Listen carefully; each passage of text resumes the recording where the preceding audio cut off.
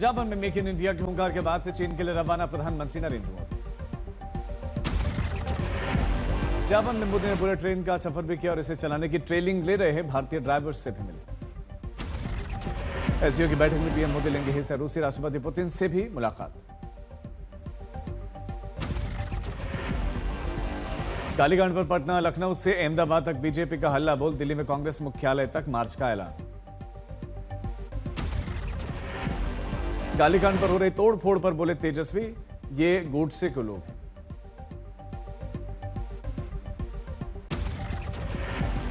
घुसपैठियों को लेकर महुआ मोइत्रा का अमित शाह पर विवादित बोल। बीजेपी ने दर्ज करवाई एफआईआर। रमेश बिधूड़ी ने पलटवार में लांघी मर्यादा।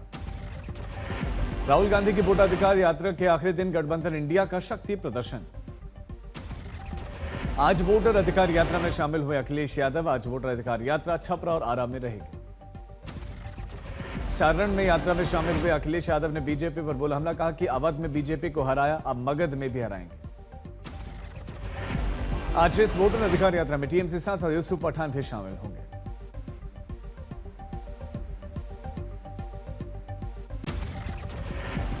दिल्ली में प्रसाद को लेकर झगड़े पर मंदिर के सेवादार को पीट पीट कर मार डाला। कालकाजी मंदिर के सेवादार योगेंद्र सिंह को घेर कर लाठियों से पीटा गया।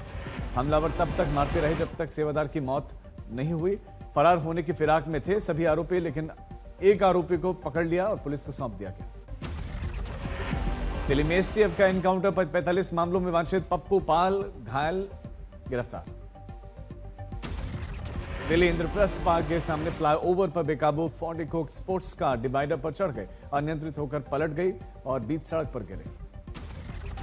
गनीमत रही कि किसी को गंभीर चोट नहीं लगी और आराम से पलटी हुई कार से सुरक्षित बाहर निकलता नजर आया शख्स।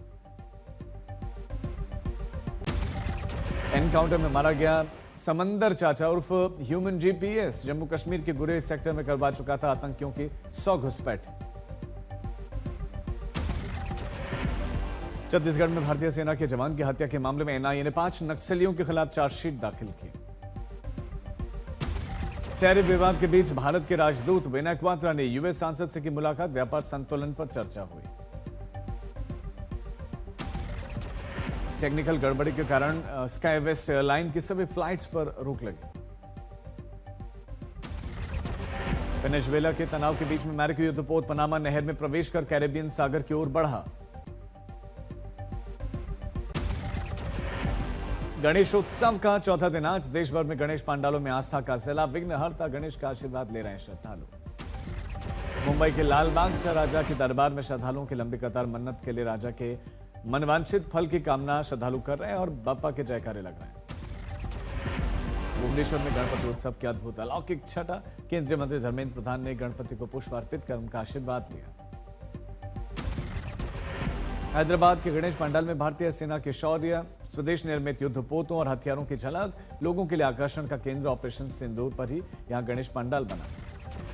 मदुरई में गणपति प्रतिमा विसर्जन जुलूस में केंद्रीय मंत्री एल मुरुगन ने लिया भाग। बापा का आशीर्वाद लिया। श्रद्धालुओं के साथ उन्होंने जयकारे भी लगाए।